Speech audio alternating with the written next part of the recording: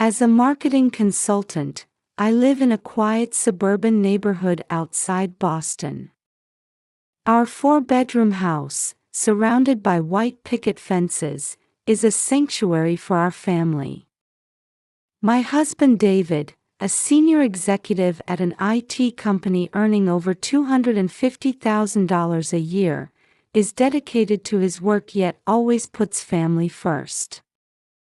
Our 10 years of marriage have been largely happy. Our 13-year-old son Thomas, though diagnosed with ADHD, is a gentle soul blessed with artistic talent. His room's walls are covered with vibrant paintings and sketches. He particularly excels at manga and anime-style illustrations, with a delicate touch that captures viewers' hearts. While he sometimes struggles to focus in math class and occasionally turns in homework late, he's top of his class in history and art. His teachers praise him for having a unique perspective. My mother, Helen Bradley, always draws attention with her perfectly styled blonde bob and designer clothes. She runs Bradley Real Estate, a renowned local real estate company, and is a pillar of high society. Her three-story Victorian mansion in Boston's upscale district frequently hosts lavish parties attended by local dignitaries. Mother actually wasn't born into wealth. Rather, she grew up poor and built her social status from scratch. Perhaps that's why she's so intensely attached to that status and demands perfection from her family. My sister Jennifer works at Mother's real estate company and is her favorite daughter. Always dressed in trendy outfits and mimicking Mother's appearance and behavior, she's constantly mindful of others' opinions. Recently, she bought a new house with her husband Michael, a junior partner at a law firm, while working as a loan consultant at a local bank. Meanwhile, my relationship with Mother has remained frosty for years because I couldn't be the perfect daughter she wanted. Although I majored in marketing in college and received job offers from top companies, the first major rift occurred when I didn't join her real estate company. Mother has always been obsessed with appearances and social status. She considers Thomas, with his ADHD, a family disgrace and refuses to acknowledge his existence. Unlike her other grandchildren, his Christmas and birthday presents are merely token, cheap gifts. Jennifer, much like Mother, holds materialistic values and often looks down on me.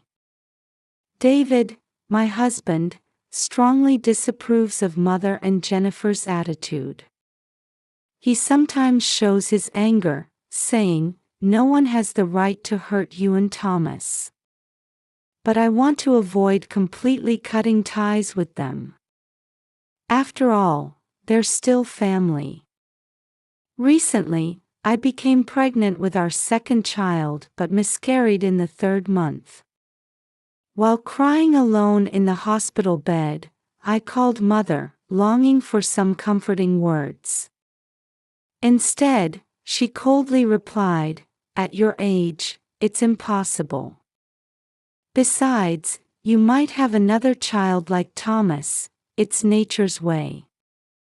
Right after that, when Jennifer announced her pregnancy, Mother was overjoyed, exclaiming, "A healthy baby will be born." She's been buying expensive baby items and constantly posting on social media about eagerly awaiting the arrival of my precious grandchild. This contrasting attitude deeply wounded my heart. Worried about Thomas's declining self-esteem after experiencing bullying at school, I began recording Mother's conversations on my smartphone 6 months ago. I felt the need to document her behavior, especially the heartless words thrown at Thomas. I thought they might be needed someday. Now, Jennifer's baby shower is being planned. David strongly insists I shouldn't go, but driven by my desire to maintain family bonds, I've decided to attend. Thomas says he wants to see Grandma.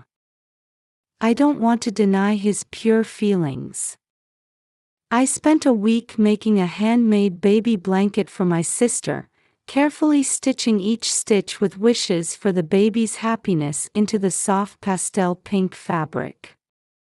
With David unable to attend due to work, Thomas and I would be going alone.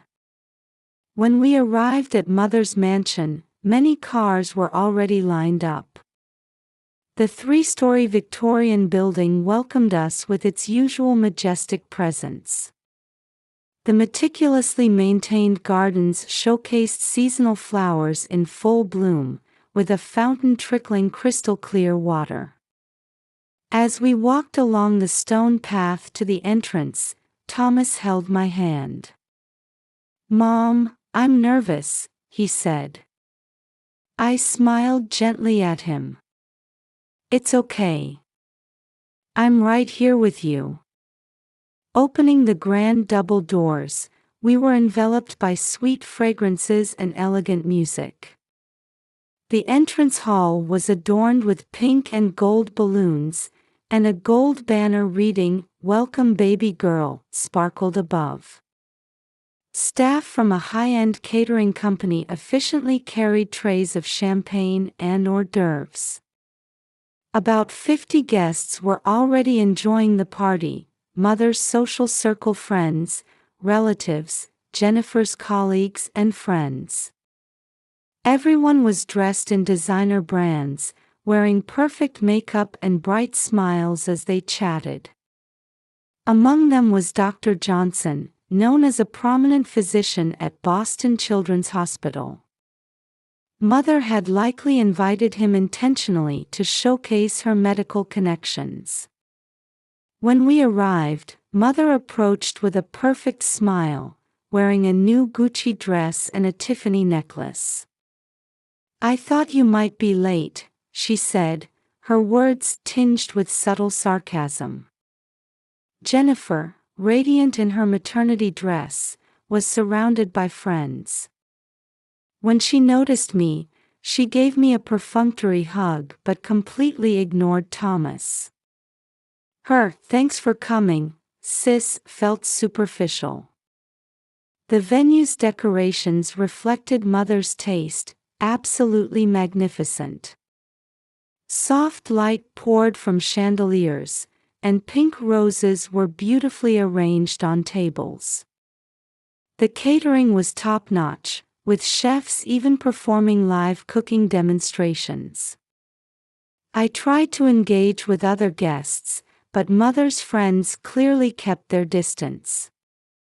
They probably saw me as the daughter who failed to meet expectations and the mother of a problematic child. Their gazes made my chest tighten. When Thomas tried to get cake from the dessert table, he slightly tilted his plate, causing a tiny bit of cream to drop onto the expensive Persian carpet. Mother's voice immediately rang out across the room. "Look what you've done. You've ruined the carpet." Conversation stopped momentarily, and all eyes turned to Thomas.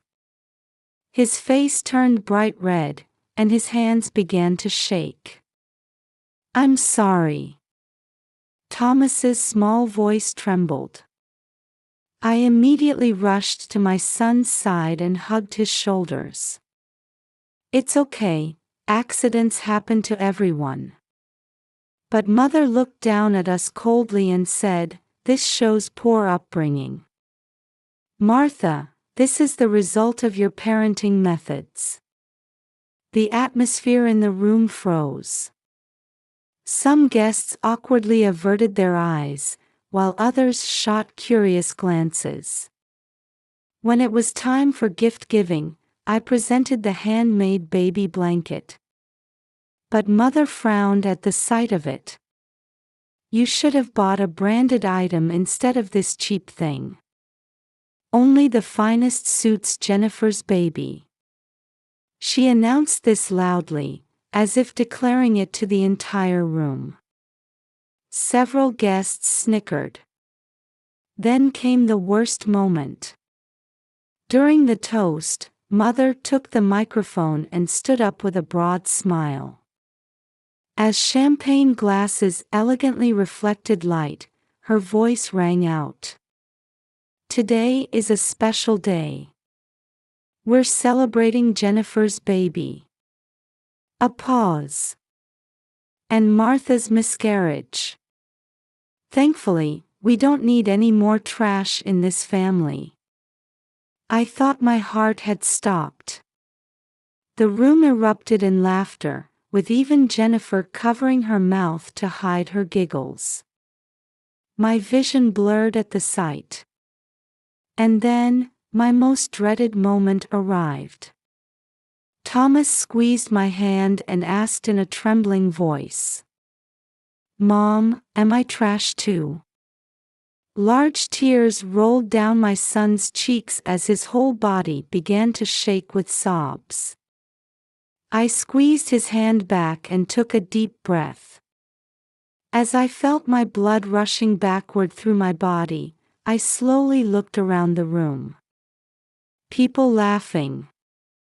People awkwardly avoiding eye contact. And Mother and Jennifer wearing satisfied expressions. I confirmed the red light blinking on my phone's recording app in my pocket, indicating it was certainly working. "Thomas, let's go." I spoke quietly but firmly. "Martha, you can't take a joke. Sit down, we're about to cut the cake." Mother's commanding voice came from behind.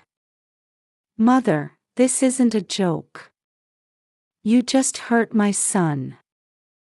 Enough is enough."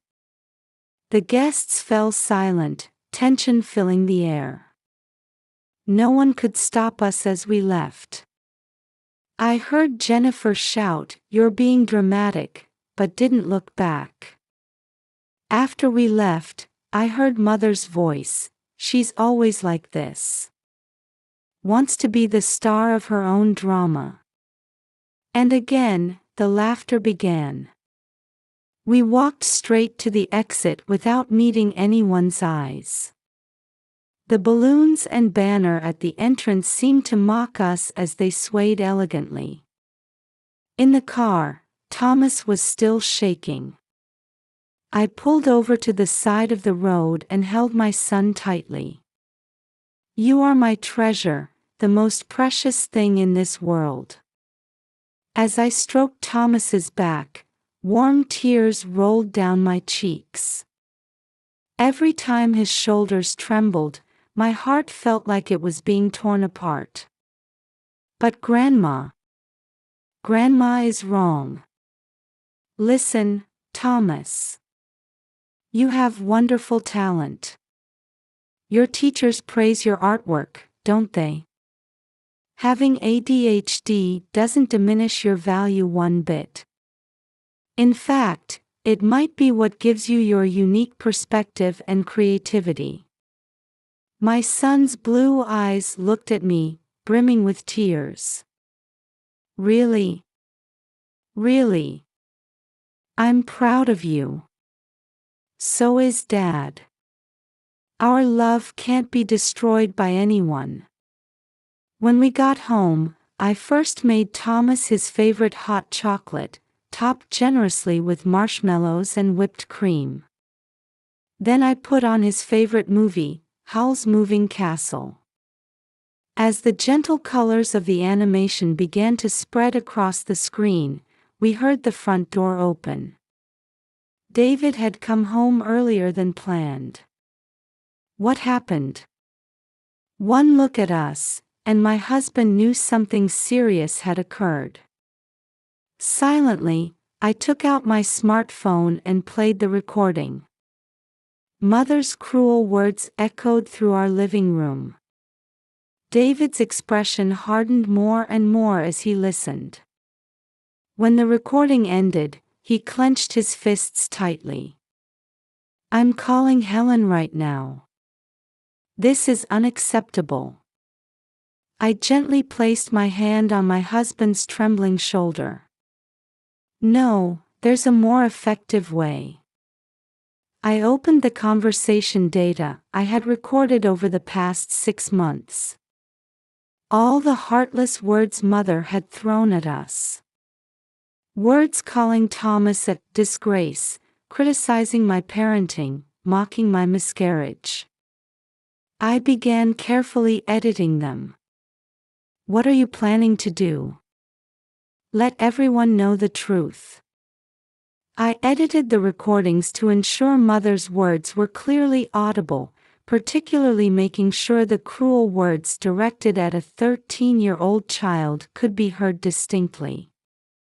I created a recipient list, all relatives, several of Mother's friends, and the board members of her real estate company. The list grew to about 30 people. I added a message. "This is my mother's true nature." These are words directed at a 13-year-old child. "Please never approach our family again." My finger hesitated before the send button. Is this the right thing to do?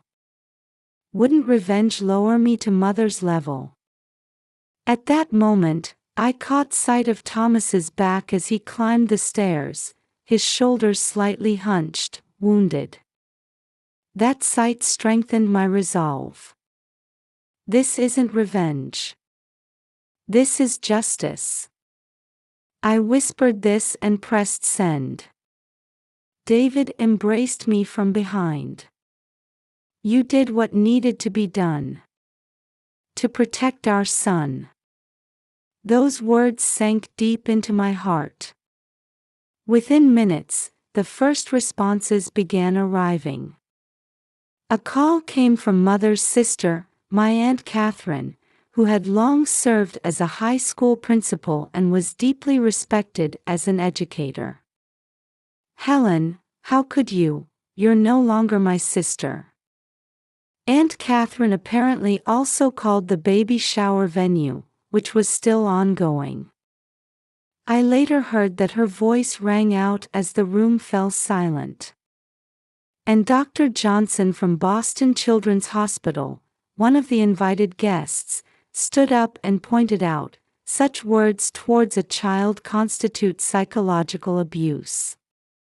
The atmosphere changed completely, and those who had been laughing came to their senses and began leaving the venue one after another.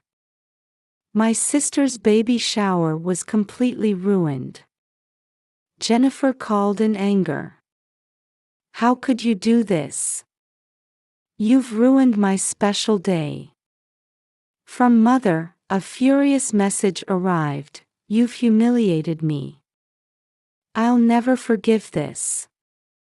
I saved that message too and quietly said to my husband, "More evidence keeps piling up."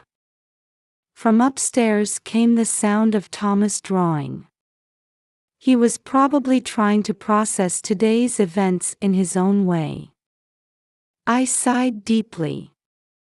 I felt this wasn't the end, but rather the beginning. The morning after the recording data began spreading, my smartphone kept buzzing with endless notifications. Inquiries and complaints were flooding into Mother's company, Bradley Real Estate. Negative reviews were being posted one after another on the company's review sites. For a luxury real estate company, reputation is everything. I could see that reputation crumbling minute by minute. Then, unexpected contacts started coming in. People who had suffered from Mother's behavior began reaching out one after another. Some spoke of unreasonable demands during property transactions, others of public humiliation in social circles. People who knew Mother's true nature were beginning to break their long silence. An email arrived from the representative of Boston Parents Network, a local parenting support group. Would you give a lecture about children's mental health? Particularly about how family relationships affect children's self-esteem. I immediately sent a reply accepting this request. The thought that our experience might help other families in similar situations made my heart warm. Then an unexpected change occurred. Jennifer called. We need to talk. Her voice had lost its usual arrogance. I didn't realize Mom had such intentions. I'm truly sorry for laughing too. After listening to the recording again, I became ashamed of my behavior. I could tell my sister was crying on the other end of the line. Jenny, you were under Mother's influence too. I don't blame you. But in front of Thomas, I'm the worst aunt. I'm scared that when my baby is born, I might hurt them the same way. Jennifer's confession made me feel the years of pain slowly melting from my heart.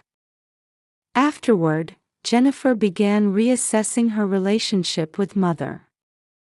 She visited Mother's house and attempted sincere dialogue. Mom, your treatment of Martha and Thomas is too cruel. You should apologize. But Mother remained stubborn. I've done nothing wrong. She's just overreacting. Then I'll distance myself from you too. For my child's sake. Jennifer's determination seemed to shock Mother deeply. Mother's economic and social collapse progressed more rapidly than expected. Clients of the luxury real estate company began canceling contracts one after another.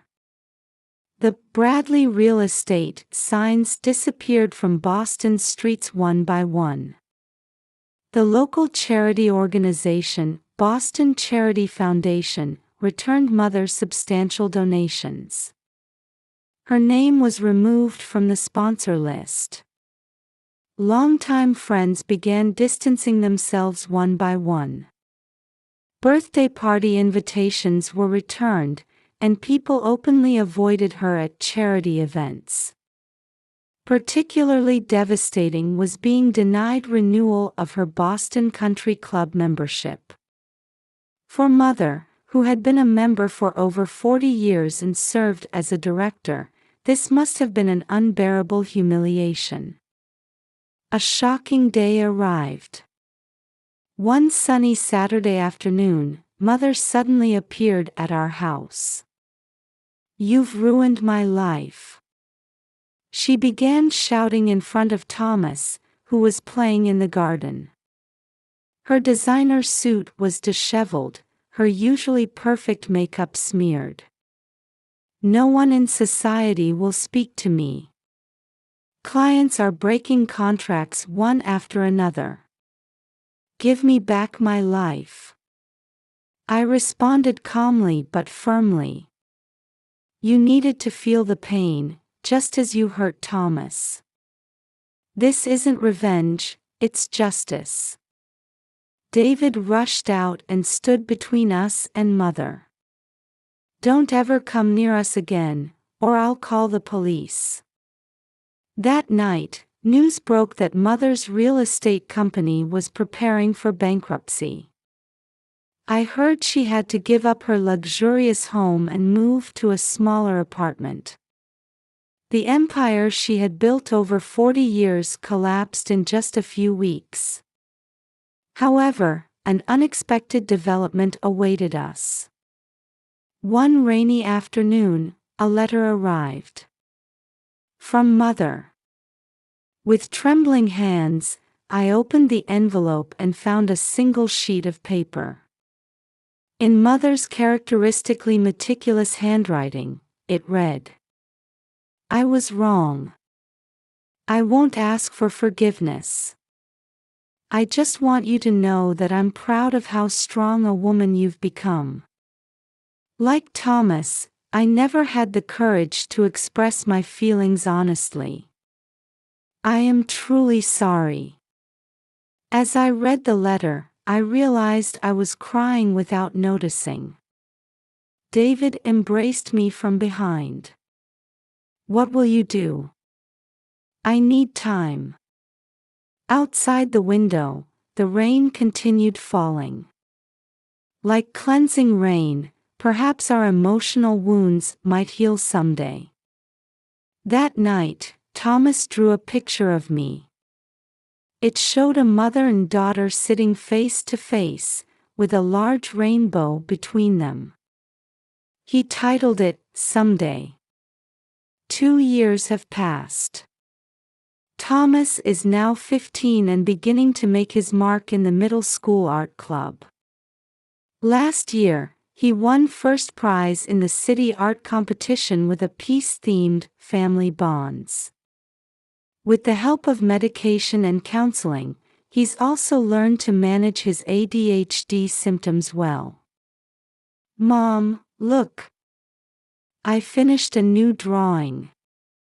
In Thomas's sketchbook, there's a family portrait rendered in gentle colors. It shows me and David, and our new family member, 5-year-old Emily, whom we adopted. And slightly apart, Mother's figure is also included. We made the decision to welcome Emily a year ago. While volunteering at a children's home, I met her. She was a little girl who had lost her parents in an accident and had closed herself off from the world, but she showed her first smile when she saw Thomas's drawings. Her drawings are so beautiful. Emily calls Thomas her, not because she's confused about his gender, but because to her, Thomas is a big brother as gentle as a big sister. I started a blog about children's mental health, which has received an unexpected response. Named Family Healing, it now attracts over 100,000 readers monthly. I've also begun support activities for families suffering from abuse and discrimination. Jennifer gave birth to a girl named Alice. Every weekend, she brings Alice to visit us. Her former arrogant attitude has faded, and she's grown into a more humble and compassionate person. I want to show Alice Thomas's artwork. I hope she'll come to appreciate the beauty of art too. Mother continues living alone in her small apartment. Though it's far from her former luxurious lifestyle, perhaps that change has transformed her. She started volunteering at the local community center, particularly dedicating herself to support groups for children with developmental disabilities. While she avoided direct contact with us, she never failed to send birthday cards. Thomas's cards especially always contained heartfelt messages. Your talent is special. Grandma feels proud whenever she sees your work in the news. Then one day, just before Christmas, in the twilight hours, Thomas suddenly asked me, "Mom, how's Grandma doing?" I was momentarily speechless at my son's mature expression. Would you like to see her? Yes. Everyone makes mistakes. I make mistakes every day. What's important is learning and changing, right? I think Grandma's trying to change. That night, we held a family meeting. David initially showed reluctance but seemed moved by Thomas's words. Emily also said she'd like to meet Grandma. After long discussion, we decided to invite Mother for Christmas dinner. Thomas wanted to make the call himself, so I handed him the phone. Hello, Grandma. It's Thomas. Would you like to come for Christmas dinner? Through the receiver, I could hear Mother choking back sobs. On Christmas Eve, Mother arrived with small presents. There was no designer bag or perfect makeup. Instead, she carried a gentler aura about her. Though the atmosphere was awkward at first, Emily's innocent questions helped break the tension. Grandma, do you like drawing too?